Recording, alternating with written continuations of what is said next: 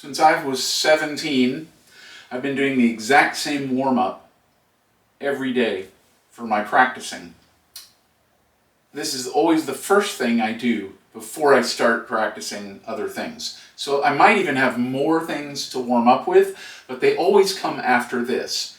I've never found anything equal to getting my fingers moving and waking up, and also keeping them trained and helping prevent injury. So I'm going to do the warm-up first, and then I'm going to break it down for you with the overhead camera and show you how you can have this very same thing as well.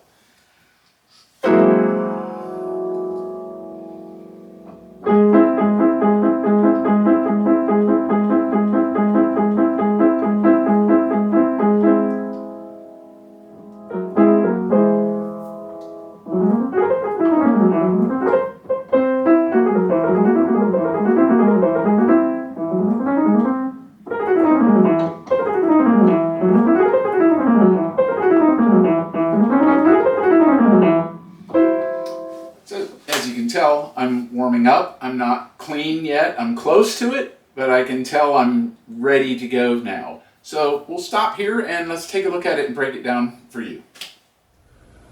Okay, so basically we have white keys, E and C, in each hand, and then the 3 black keys in the middle. And what you're going to be doing is going 3-1,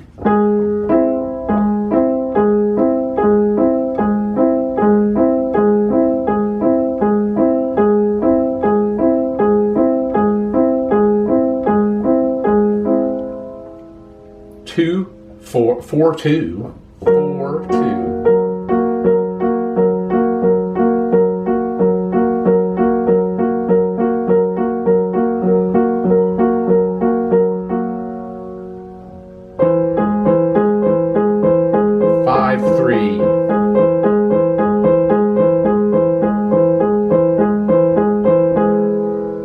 Then 1-3.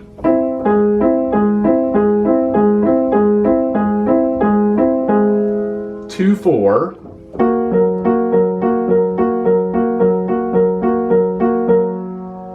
3-5. Now the thing that makes this a great warm-up and a good exercise is that I'm holding down all the other fingers while I'm moving the ones chosen to be independent. So if I'm doing 4 and 2, I'm holding down 1, 3, and 5. And those guys, I'm putting a little bit of pressure there so I can move my 4 and 2 independently.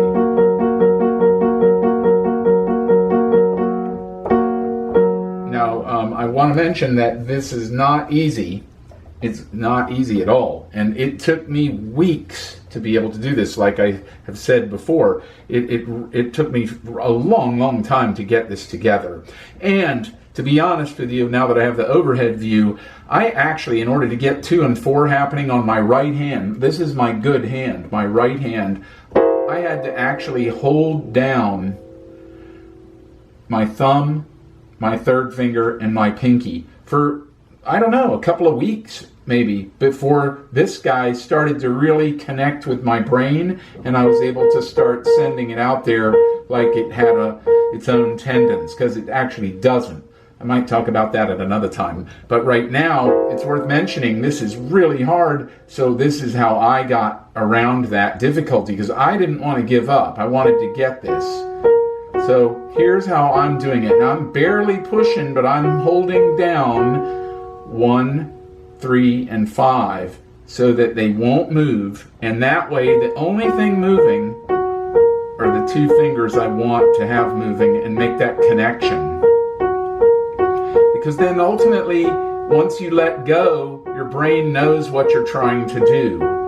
And it'll do it for you, and then you can get those fingers warmed up nicely. The other hard one was 3-5, and that was on my right hand again. I mean, this just doesn't want to happen because these are connected to this finger. So for this to be moving on its own, you know, that just is not natural. especially holding these down. So 3 and 5. I held down 1, 2, and 3 to get that. And I really curved my knuckle here. It's uncomfortable in the beginning, but I wanted that thing to work, so I made it work. And that's how I did it, you know, just mind over matter, commitment, and don't let it beat you.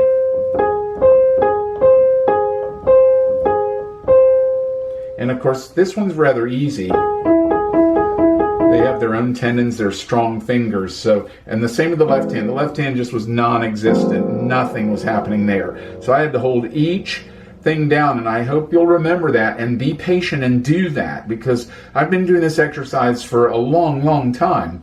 So, you know, we're talking like at least 4 decades now. So this is something I can go to warm up with. But it was not like that in the beginning. It was weeks and weeks before, and then, well, you know, longer than that before I could actually even think of trying it with both hands. Because as soon as I tried to do it with both hands, the signals coming from my brain just gridlocked and nothing happened. So be very patient with yourself. Do separate hands.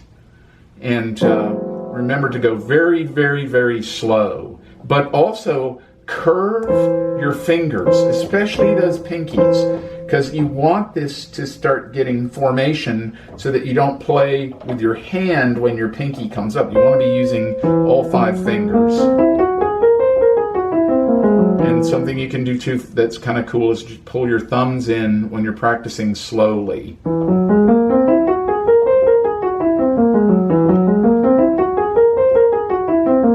See, there's a band of muscle that goes across your hand like this. So if your thumb is out and tense, that makes it hard to play with the pinky. If the pinky's out and tense, then it's hard to play with the thumb. So if you want to get rid of some of that tension when you're playing, you practice trying to get your thumbs to come in. Now this is an exaggeration, but I do that. But the other exercise that many classical musicians will do is just pulling the thumb in. You can do that when you practice your scales, you know. Just bring it in. It takes a little practice to think about that, trying to get that guy to come in. But after a while, it'll do that when you're playing lines. You'll close your hand up. You won't keep your hand spread. You'll close it. So this is a good reason to practice things like this slowly. And like I said, going up and down like this. As soon as you hit your thumb, pull them in.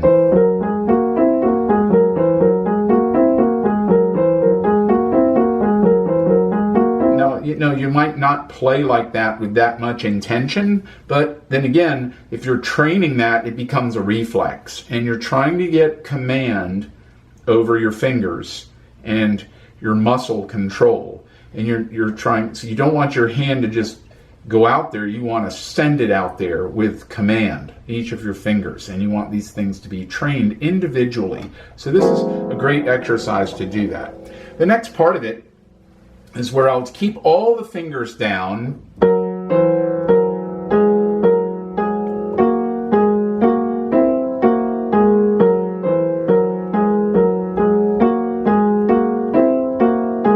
This is 4, 5, 4, 3, 4, 3, 2, 3, 2, 1, 2, 3.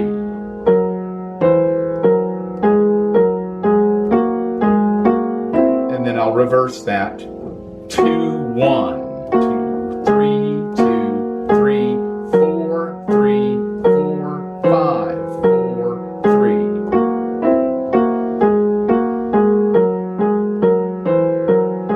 Notice my fingers are curved.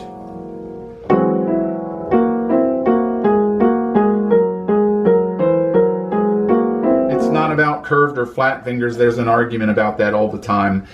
There's no arguing in my world because they both work. I was taught by excellent teachers to use flat fingers in certain situations and curved fingers in certain situations, so I use both. So curved fingers here is really good because it develops your hand, and that's really what we're talking about.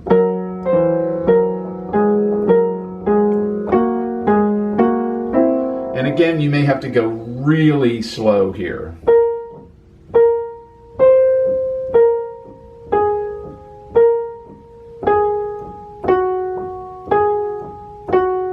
Slow hands.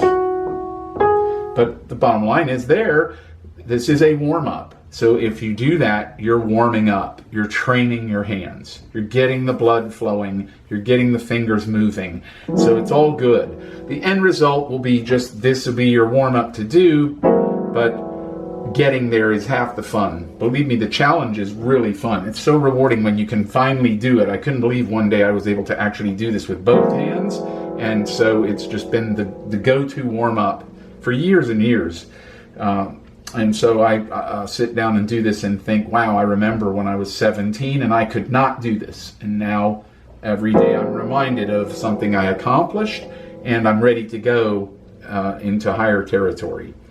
So the last part of this is then thirds. These are block thirds. You notice I'm playing every other one. You can go this way, or you can go from the outside down.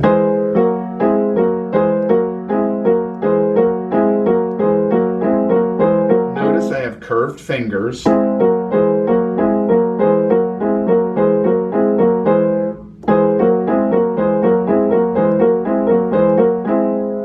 And then the last thing I did was just, playing the notes here on the whole tone scale. You want them to be really clean. You want to feel this. You want that. You want.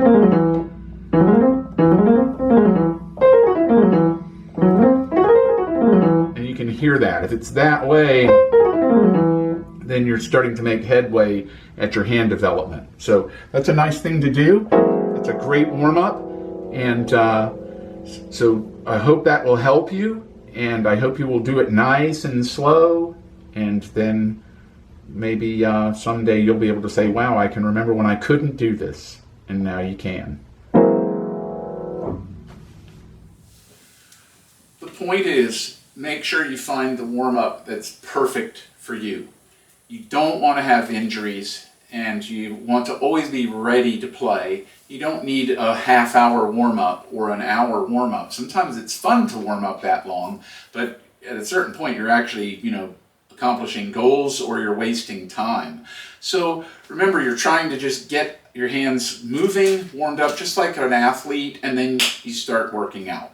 Now, I've been doing it for years, so I don't have any trouble with it at all, and that's why it's such a great warm-up, is if I can't do that after I have taken a few days off, then I know I have a little bit of work ahead of me to get back to where I should be for my ultimate freedom as a player. So that's the whole advantage of a warm-up as well, is that after you take a vacation or you take a few days off, or you might be doing some home renovations or all kinds of different things, using your arms and hands in a different way. And then when you come to the piano, if you can't do that warm-up like you usually can, that tells you, okay, I've got to be careful, I want to be going slow, and I want to work my way back in. But it is an excellent way to gauge things, having a good warm-up.